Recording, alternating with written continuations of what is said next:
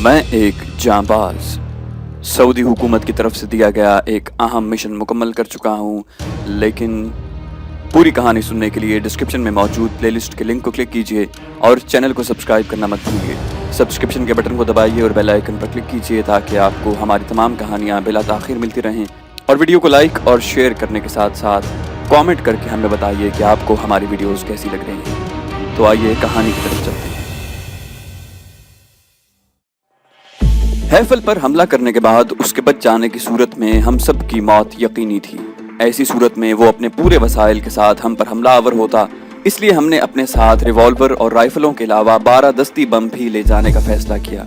हमारे लिए हैफल पर यह हमला जिंदगी और मौत की जंग थी, इसलिए हमने भी अपने सारे मुहैया वसाइल से काम लेना था।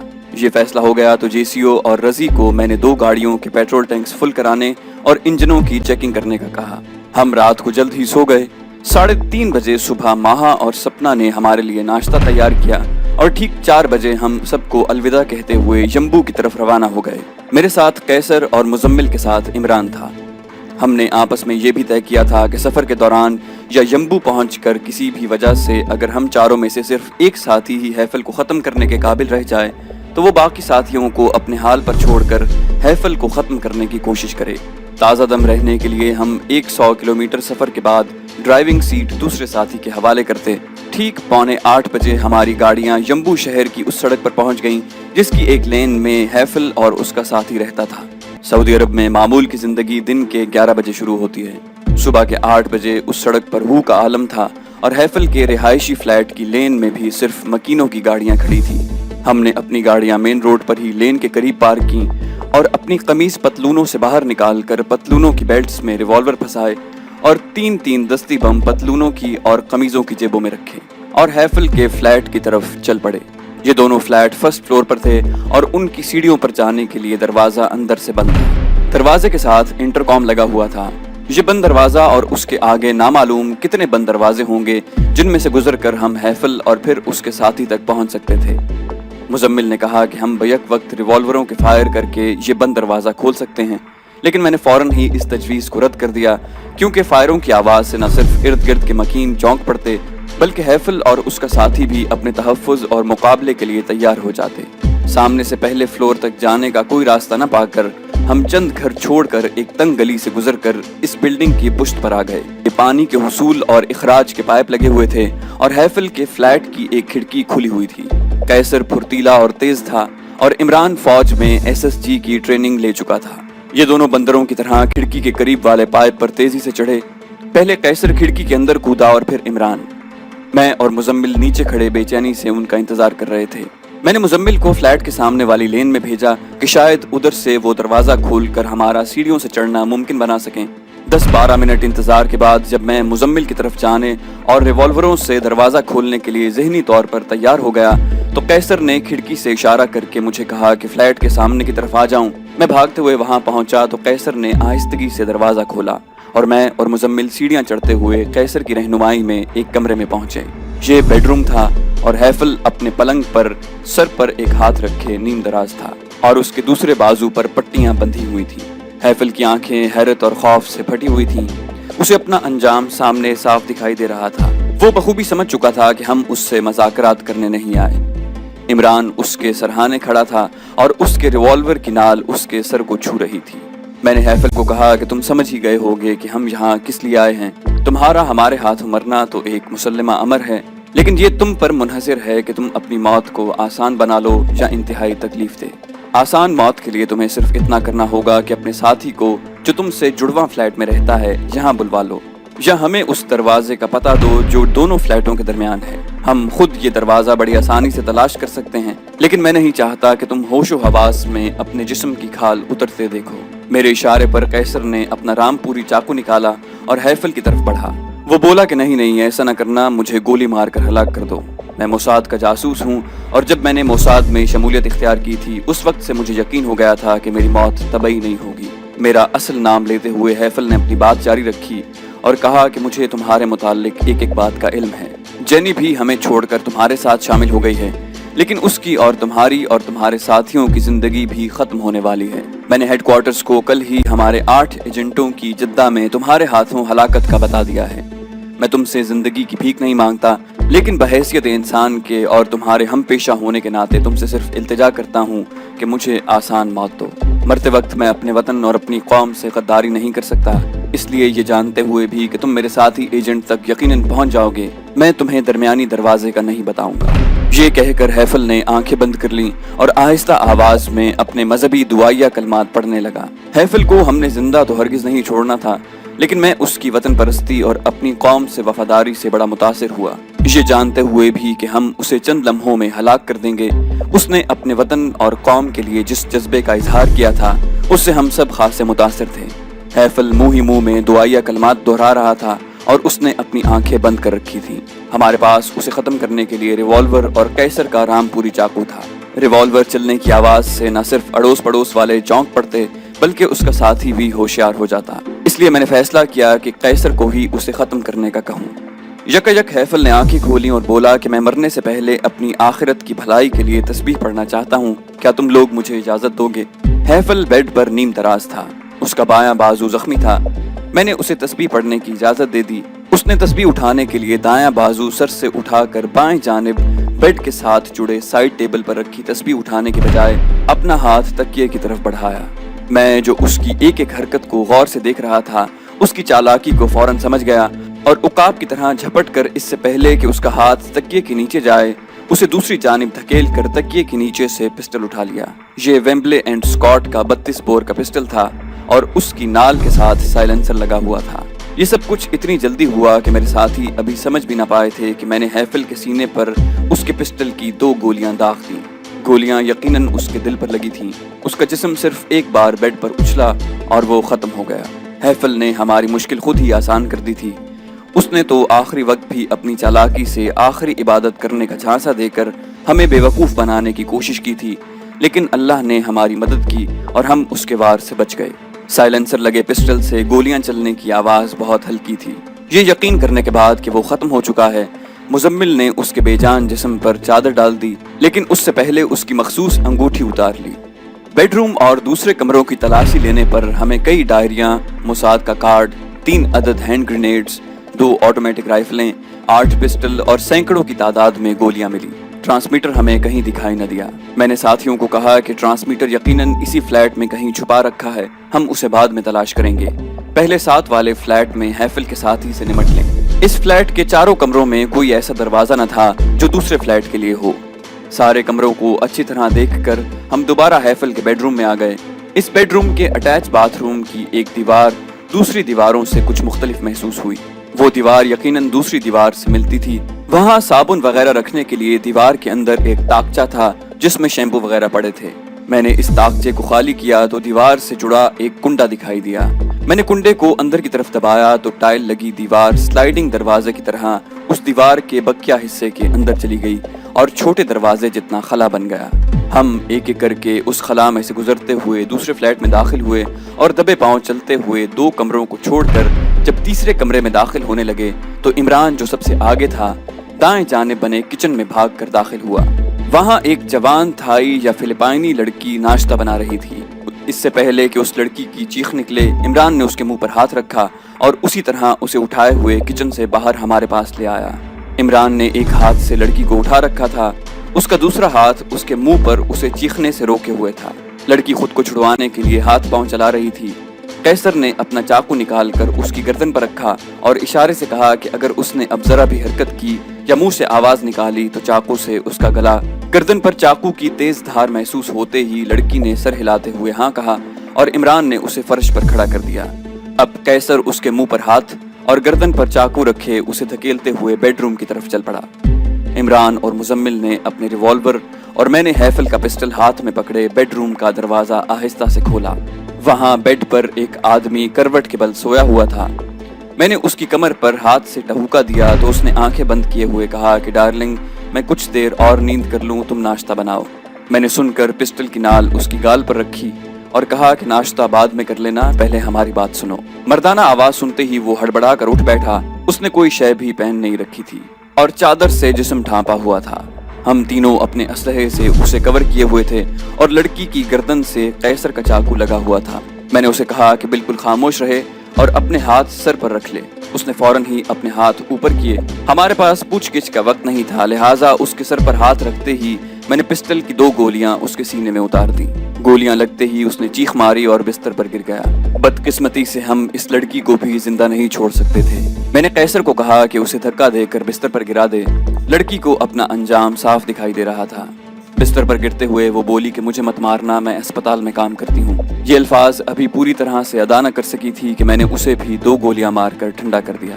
اس شخص کے تکیے کے نیچے سے بھی ایک سائلنسر والا پسٹل نکلا اور جب ہم نے اس کے فلیٹ کی تلاشی لی تو ایک کپڑوں کی الماری کھولنے پر اس کے اندر فٹ کیا ہوا بڑا ٹرانسمیٹر ملا۔ اس ٹرانسمیٹر کو ہم نے توڑ کر ناکارہ کر دیا۔ اس کے سامان میں بھی ڈھیر سارے کاغذات، خفیہ تحریر لکھنے کے کیمیکلز، 3 رائفلیں، 5 ریوالور اور ڈھیروں گولیاں ملی۔ ساتھیوں کی مدد سے میں نے 3 سوٹ کیسوں میں دونوں فلیٹوں سے ملنے والا اسلحہ اور چوتھے سوٹ کیس میں ان دونوں کے فلیٹوں سے ملنے والے کاغذات، ڈائریاں اور ان کے امریکن پاسپورٹ اور اقامے اور ڈرائیونگ لائسنس وغیرہ رکھے۔ ہمارا کام پورا ہو چکا تھا۔ ایک سوٹ کیس اٹھائے ہم سیڑھیوں کے راستے نیچے لین میں آئے۔ لین میں اس وقت اکا دکا لوگ دکھائی دیے جو اپنی گاڑیاں صاف کر رہے تھے۔ اپنے چہروں کو ہر ممکن حد تک چھپاتے ہوئے ہم مین روڈ پر اپنی گاڑیوں تک پہنچے اور 4 سوٹ کیس دونوں گاڑیوں کی ڈگیوں میں رکھ کر جدہ کے لیے روانہ ہو گئے۔ زیر تعمیر انڈسٹریل ایریا سے گزرنے کے بعد ایک پولیس چیک پوسٹ آئی۔ وہاں گاڑیوں کی رفتار کم کر کے اور ایمرجنسی لائٹس جلا کر گزرنا پڑتا ہے۔ وہیں پر ایک چھوٹی کینٹین بھی ہے۔ ہم نے دور سے دیکھا کہ اس چیک پوسٹ پر معمول کے خلاف پولیس والے ہر گاڑی کو روک کر کاغذات وغیرہ دیکھ رہے تھے۔ میں اگلی گاڑی ڈرائیو کر رہا تھا۔ بجائے چیک پوسٹ پر جانے کے میں نے اپنی گاڑی چیک پوسٹ سے ملکہ کینٹین پر روکی اور قیصر اور میں گاڑی سے باہر نکل کر کینٹین کی طرف بڑھے۔ عمران اور مزمل بھی اپنی گاڑی ہماری گاڑی کے پیچھے روک کر کینٹین میں آ گئے۔ وہاں پر ہم نے کولڈ ڈرنکس اور ڈبل روٹی اور مکھن سے ناشتہ کیا۔ یہ سب میں نے چیک پوسٹ پر کھڑے پولیس والوں پر نفسیاتی اثر ڈالنے کے لیے کیا تھا۔ پولیس والے ہمیں دیکھ رہے تھے۔ آدھ گھنٹے کے بعد ہم کینٹین سے باہر نکلے اور گاڑیاں سٹارٹ کر کے چیک پوسٹ کے بیریئر پر بجائے گاڑیاں دھیمی کرنے کے رک گئے۔ کینٹین پر سگریٹ نہیں تھے۔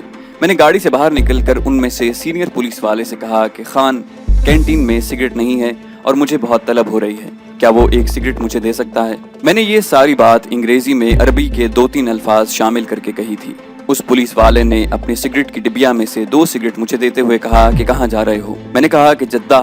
تو وہ کہنے لگا کہ یہاں سے تقریباً 60 کلومیٹر کے فاصلے پر 2-3 دکانیں ہیں جو تمہارے وہاں پہنچنے تک کھل جائیں گی، وہاں سے تمہیں سگریٹ مل سکتے ہیں۔ میں نے انہیں شکریہ کہا اور پولیس والے سے ہاتھ ملایا اور گاڑی میں بیٹھ کر اسے سٹارٹ کیا۔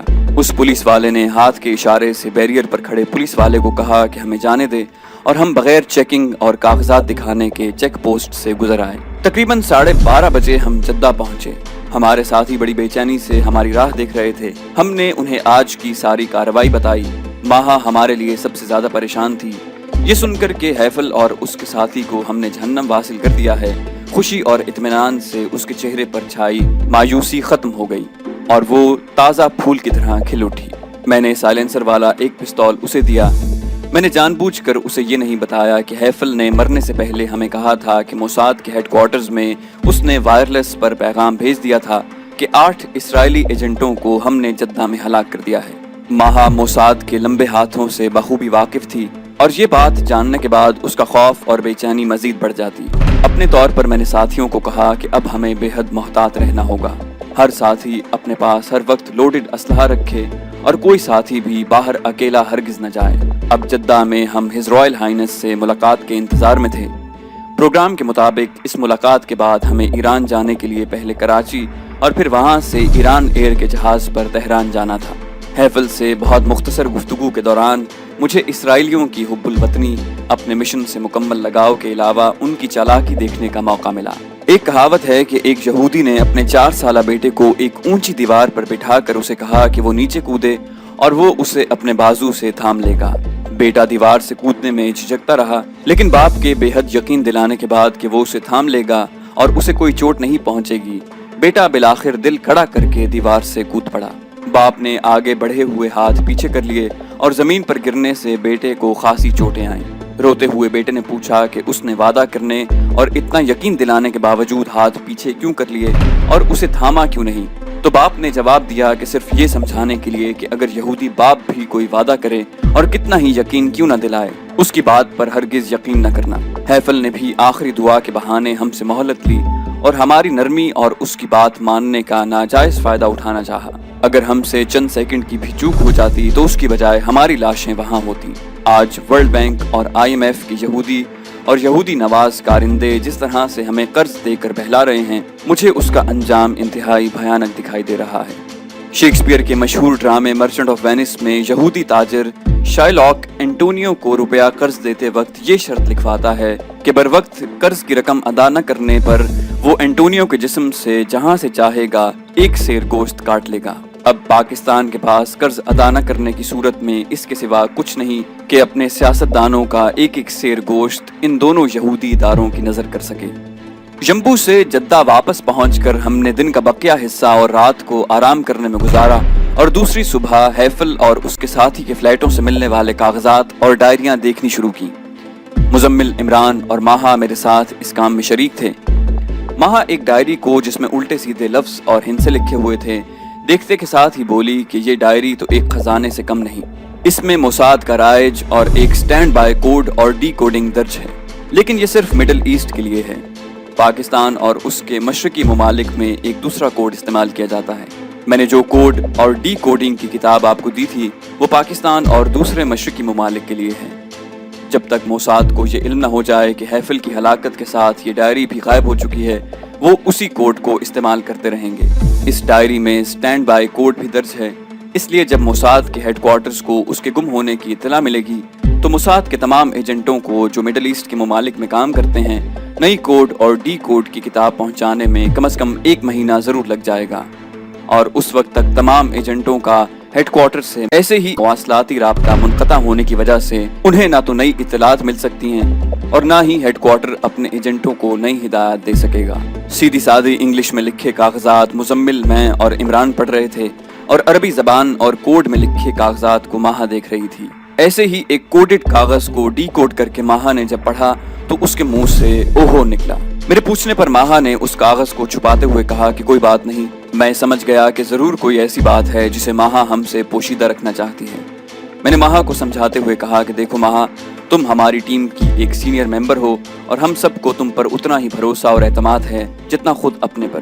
مجھے یقین ہے کہ تم جو کچھ چھپا رہی ہو اپنے خیال میں ہمارے بھلے کے لیے کر رہی ہو، لیکن یہ بھی تو ممکن ہے کہ ہم سے اس بات کو پوشیدہ رکھ کر تم خود کو اور ہم سب کو آنے والے کسی ممکنہ خطرے سے بے خبر رکھ کر غیر دانستہ طور پر ہمارے اور اپنے لیے اندیکھی مشکلات کھڑی کرو۔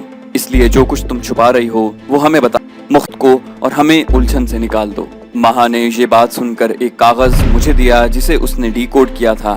یہ موساد کے ہیڈ کوارٹرز سے ہیفل کے لیے آیا ہوا پیغام تھا، مختصر اور صرف 2 فقروں میں۔ جینی اور اس کے ساتھیوں کو ہلاک کر دو، جینی یہاں سے کسی صورت زندہ بچ کر نہ جانے پائے۔ میں نے 2-3 بار انگریزی میں لکھے یہ فقرے پڑھے اور کاغذ مزمل کو تھما دیا۔ مزمل سے یہ کاغذ عمران نے لے کر پڑھا اور خاموشی سے مجھے واپس کر دیا۔ مجھے ایسا محسوس ہو رہا تھا کہ میرے ساتھی حوصلہ چھوڑ رہے ہیں۔ میں کھلکھلا کر ہنس پڑا اور عمران کو کہا کہ تمام ساتھیوں کو یہاں بلا لائے۔ چند منٹوں میں ہی سارے ساتھی اس ڈرائنگ روم میں جمع ہو گئے تو میں نے سب کو مخاطب کرتے ہوئے کہا کہ کل ہم جمبو میں ہیفل اور اس کے ساتھی کو ہلاک کر کے اور ٹرانسمیٹر کو تباہ کر کے ان کی ساری ڈائریاں، کاغذات اور ڈھیر سارا اسلحہ لے کر بخیریت پہنچ گئے ہیں۔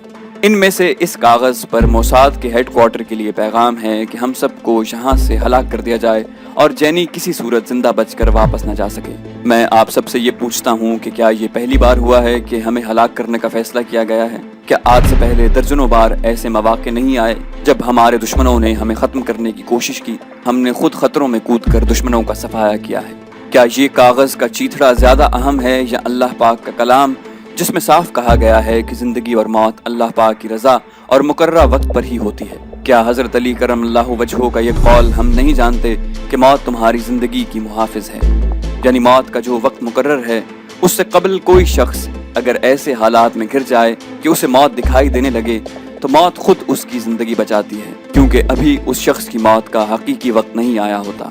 موساد اور اس کے کرتا دھرتا کیا جن ہیں یا صرف ہمارے جیسے انسان؟ آپ خود جانتے ہیں کہ صرف سعودی عرب میں ہم نے موساد کے کئی ایجنٹوں کو ہلاک کیا اور وہ ہمارا بال بھی بیکا نہیں کر سکے۔ ان تمام حقائق کے باوجود اگر آپ میں سے کوئی یا سبھی واپس جانا چاہتے ہیں تو شوق سے جا سکتے ہیں۔ میں نے آپ کی مدد اور ایما پر جن مشنوں کا آغاز کیا ہے، میری نگاہ میں وہ جہاد ہے اور جہاد کے لیے کسی سے زبردستی نہیں کی جا سکتی۔ آپ شوق سے واپس چلے جائیں، میں اکیلا ان دشمنوں سے نمٹوں گا اور آپ دیکھیں گے کہ میں کامیاب و کامران واپس لوٹوں گا۔ میری یہ جذباتی مختصر سی تقریر سارے ساتھیوں نے سنی۔ سب سے پہلے ماہا، پھر قیصر، مزمل، عمران، عبداللہ تھائی، سپنا، جیسیو منصف، رضی، اکرم اور دین محمد، قرضے کے سارے ساتھیوں نے ایک ایک کر کے مجھے یقین دلایا کہ وہ ہرگز اس مشن سے دستبردار نہیں ہوں گے۔ قیصر نے بڑی اچھی بات کہی کہ زندہ رہے تو غازی کہلائیں گے اور مر گئے تو شہید، جن کے اعلیٰ درجے اور ابدی زندگی کی اللہ پاک نے ضمانت دی ہے۔ بات تو ایک ہی ہے جسے بار بار مختلف زاویوں سے دیکھنے کی کوشش کر رہا ہوں کہ شاید تیرے دل میں اتر جائے میری بات۔ مجھے ذاتی طور پر نہ تو کبھی بے نظیر بھٹو، الطاف حسین اور نواز شریف سے کوئی نقصان پہنچا ہے اور نہ ہی میری آنکھیں ان معتبر اور فرشتہ سیرت شریف ہستیوں کو دیکھنے کی کبھی گنہگار ہوئی ہیں۔ میں اپنے ایک گناہ کا اقرار کرتا ہوں اور اس گناہ پر مجھے شرمندگی نہیں بلکہ فخر ہے کہ میں پاکستان سے محبت کرتا ہوں۔ پاکستان سے محبت کرنے والوں سے مجھے پیار ہے اور اس کے دشمنوں کے لیے میں قہر، عذاب اور موت کا پیغام ہوں۔ یہ کوئی فلمی ڈائلاگ نہیں بلکہ ایک مسلمہ حقیقت ہے کہ میرے خون کی ایک ایک بوند میں پاکستان کی محبت اور اس کی سوندھی مٹی کی خوشبو رچی بسی ہے، اور اس خوشبو میں کسی قسم کی بدبو اور غلاظت کو میں برداشت نہیں کر سکتا۔ ایک اور بات جس سے مجھے بڑا دکھ ہوتا ہے وہ اپنے ہم وطنوں کی سادگی اور اس سادگی سے فائدہ اٹھانے والے یہ لومڑی کی خصلت والے لیڈر ہیں۔ شاید میرے ہم وطنوں کی یادداشت بھی بہت کمزور ہے اور وہ سکوت ڈھاکہ کی ذلت، ذوالفقار علی بھٹو کا بھارت سے 1000 سال تک جنگ کرنے کا عہد اور روٹی کپڑا اور مکان دینے کا وعدہ بھی بھول چکے ہیں۔ بے نظیر بھٹو کی راجیو گاندھی کے اسلام آباد آنے پر کشمیر نام کے ہر بورڈ، نشان، حتیٰ کہ شاہراہ کشمیر کے روڈ سائن کو کپڑوں اور بوریوں سے ڈھانپ دینے اور سکھ حریت پسندوں کی لسٹ راجیو گاندھی کو تحفتاً دینے کے واقعے کو بھی بھول چکے ہیں۔ آصف زرداری کے مسٹر 10% سے 100% بننے اور اربوں کی جائیداد اور غیر ملکی کرنسی سے سوئٹزرلینڈ کے بینکوں کو بھرنے کا واقعہ بھی فراموش کر چکے ہیں۔ نواز شریف کے قرض اتارو، ملک سنوارو اور غیر ملکی امداد لینے والے کشکول توڑنے کی بات بھی ان کے ذہنوں سے محو ہو چکی ہے۔ رائے ونڈ کے محلات اور مغربی ممالک میں جائیدادیں خریدنے اور چارٹرڈ جہازوں سے ڈالر اور پاؤنڈ بیرون ملک بینکوں میں اپنے اکاؤنٹس میں جمع کروانے کی باتیں بھی انہیں یاد نہیں رہیں۔ یقیناً یہی وجہ ہے کہ نواز شریف قید کی سزا بھگتنے والا مجرم ہونے کے باوجود دوسرے مقدمات میں عدالت میں پیش ہونے کے دوران اخباری نمائندوں کے ذریعے پاکستانیوں کو پیغام دیتا ہے کہ تاجر حضرات حکومت کو ٹیکس ادا نہ کریں، کیونکہ یہ حکومت ٹیکس لینے کی مجاز نہیں، کیونکہ وہ بخوبی جانتے ہیں کہ اس بھولی بھالی قوم کو بے وقوف بنانا کوئی مشکل نہیں۔ میں اخباری نمائندوں سے بھی ایک بات پوچھنا چاہتا ہوں کہ کیا وہ ہر سزا یافتہ مجرم اور قید بھگتنے والے کے بیان اور انٹرویو لیتے ہیں اور اپنے اخبارات میں شائع کرواتے ہیں؟ جب پاکستان نے ایٹمی دھماکے کیے اس وقت نواز شریف وزیر اعظم تھے، جس نے ڈاکٹر عبدالقدیر خان اور دوسرے سائنسدانوں کی دن رات کی برسوں کی محنت اور لگن سے ایٹمی دھماکوں کی کامیابی کا صحرا بھی اپنے سر باندھ کر ان سائنسدانوں کو پس پردہ کر دیا۔ اس وقت تو بیگم کلثوم نواز نے، جو ملک کی خاتون اول تھیں، چاغی کی طرف ایک قدم بھی نہ رکھا، اور اب جب ان کے شوہر نامدار جیل میں اپنے کرتوتوں کی سزا بھگت رہے ہیں تو پاکستان کا جھنڈا چاغی کے پہاڑوں کے سامنے لہرا کر اور اخباروں میں فوٹو شائع کروا کر شاید یہ ثابت کرنا چاہتی ہیں کہ پاکستان کی بقا صرف ان کے شوہر کی رہائی میں ہے۔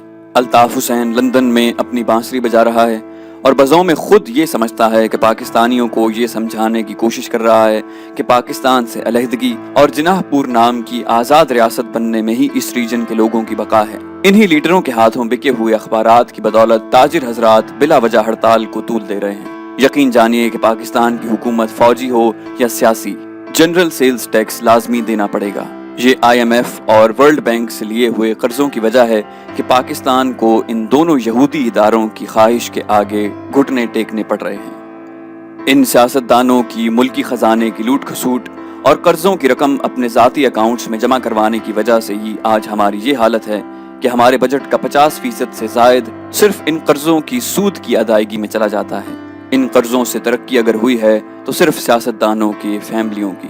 باقی قوم تو پہلے بھی مہنگائی کی چکی میں پس رہی تھی اور اب بھی پس رہی ہے۔ پاکستانی عوام تو مہنگائی کے اس طوفان کو برداشت کر جائیں گے۔ نیندیں تو ان لیڈروں اور ان کے حواریوں اور بیوروکریسی کی اڑی ہوئی ہیں جن کے حلوے مانڈے کھانے کے دن ختم ہو چکے ہیں اور انہیں مال بنانے کے ذرائع نظر نہیں آتے۔ یہی لوگ ہڑتال پر تاجر حضرات کو اکساتے ہیں، لیکن یقین جانیے ان ہڑتالوں سے عوام کی مشکلات ضرور بڑھ جائیں گی، لیکن وہ مر نہیں جائیں گے۔ موت تو ان تاجروں کی ہوگی جن پر عوام اعتبار کرتے ہیں، اور اس ہڑتال سے اب سب کو پتہ چل گیا ہے کہ پاکستان کے وسائل اور دولت کو لوٹنے میں وہ بھی برابر کے شریک تھے اور ہیں۔ اپنے طور پر میں نے اپنے اور اپنے ساتھیوں کے لیے تمام احتیاطی تدابیر کر لی تھی۔ جیسیو منصف، اکرم اور دین محمد سپاہیوں اور رضی کی میں نے 6 گھنٹے کی ڈیوٹی لگائی کہ اپارٹمنٹس کے باہر گشت کریں اور اگر کسی بھی مشکوک شخص یا گاڑی کو دیکھیں تو فوری طور پر اس کا میک، نمبر اور رنگ نوٹ کریں اور مجھے بتائیں۔ کوئی مشکوک شخص اگر اپارٹمنٹ کے قریب دکھائی دے تو اسے سختی سے وہاں سے بھگا دیں۔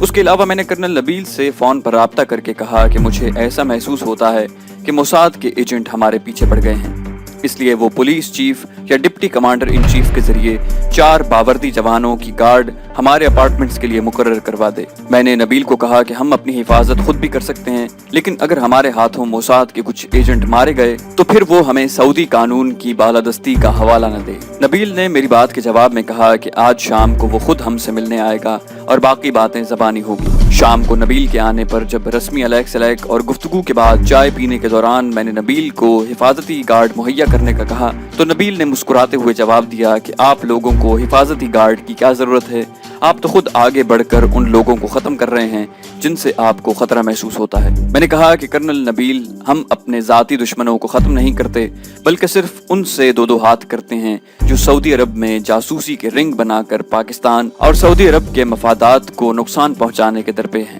میرا جواب سن کر نبیل بولا کہ بالکل ٹھیک کہا آپ نے، اور یمبو میں 2 فلسطینیوں اور ایک فلپائنی لڑکی کو ہلاک کرنے کی وجہ بھی شاید یہی تھی۔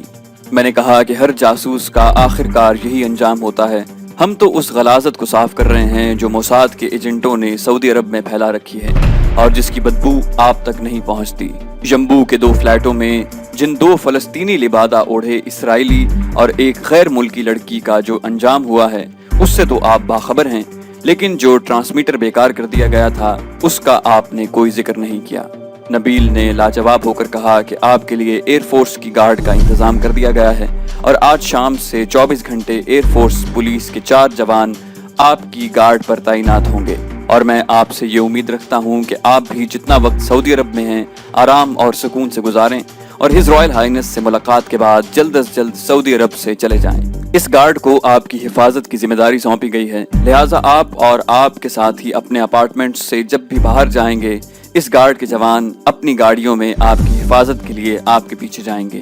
نبیل کی یہ بات سن کر میں نے کرخت لہجے میں کہا کہ کرنل نبیل، ہماری حفاظت کا عذر رکھ کر آپ ہماری نقل و حرکت کو نوٹ کرنا چاہتے ہیں، ہمیں اس طرح کی حفاظتی گارڈز کی ہرگز ضرورت نہیں۔ ہمارے علم میں یا لا علمی میں اگر اس طرح کا کوئی انتظام کیا گیا تو میں ہز رائل ہائنس سے اس کے خلاف نہ صرف احتجاج کروں گا بلکہ انہیں آپ کی ملکی دشمنوں کی ان کارروائیوں کے متعلق بھی ضرور بتاؤں گا جن کا بخوبی علم ہونے کے باوجود آپ ان سے چشم پوشی کر رہے ہیں۔ میری یہ بات سن کر نبیل فوراً جھاگ کی طرح بیٹھ گیا اور بولا کہ یہ تو ہم نے اپنے نقطہ نگاہ سے آپ کی حفاظت کے لیے انتظام کیا تھا، اگر آپ کو یہ منظور نہیں تو میں گارڈ کمانڈر کو کہہ دوں گا کہ وہ آپ کے ہر حکم کی تعمیل کرے اور جس طرح آپ چاہیں ان سے کام لیں۔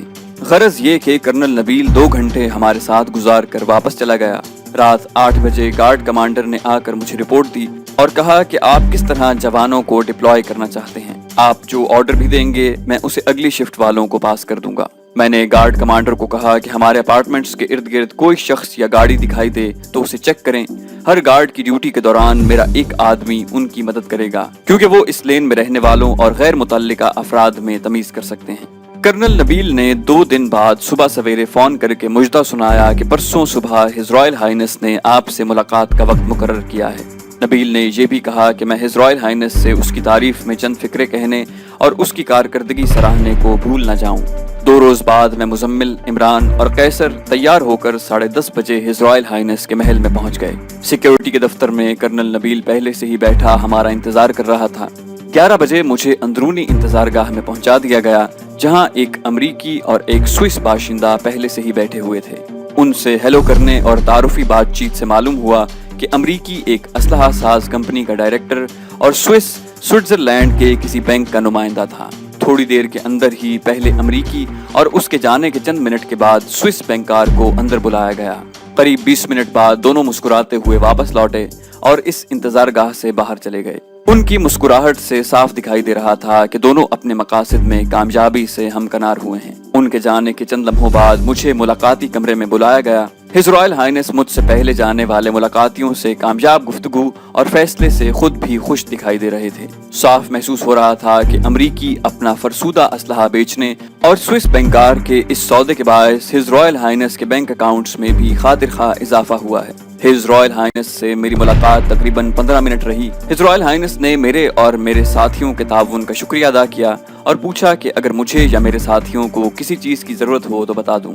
मैंने कहा कि हमें किसी चीज की जरूरत नहीं, मेरे 3 सीनियर साथी मेरे हमरा आए हैं और सिक्योरिटी ऑफिस में बैठे हैं। अगर हिज रॉयल हाइनेस उन्हें चंद लम्हों के लिए मिल लें तो उनकी इज्जत अफजाई होगी। शहजादा अच्छे मूड में था। उसने अपने खादिम खास को कहा कि वो मेरे साथियों को यहाँ ले आए। साथियों के वहां आने तक मैंने कर्नल नबील की आला कारकर्दगी की तारीफ की और कहा कि कर्नल नबील के ताउन की वजह से हमें अपना मिशन पूरा करने में कोई दुश्वारी नहीं हुई और वो भी इस वक्त सिक्योरिटी ऑफिस में बैठा हुआ है। हिज रॉयल हाइनेस ने मुस्कुराते हुए कहा कि मैं जिस फौज का कमांडर इन चीफ हूँ उसकी कारकर्दगी को बखूबी जानता हूँ। ये कहकर हिज रॉयल हाइनेस ने अपने दूसरे खादिम को कर्नल नबील को बुलाने का कहा। मेरे साथियों के आने और तारुफ के चंद लम्हों के बाद ही जब हम शाही कहवा पी रहे थे, कर्नल नबील मुलाकाती कमरे में आया। उसने सैल्यूट तो खूब एड़ियां बजाकर किया, लेकिन फिल हकीकत उसकी टांगें कांप रही थी।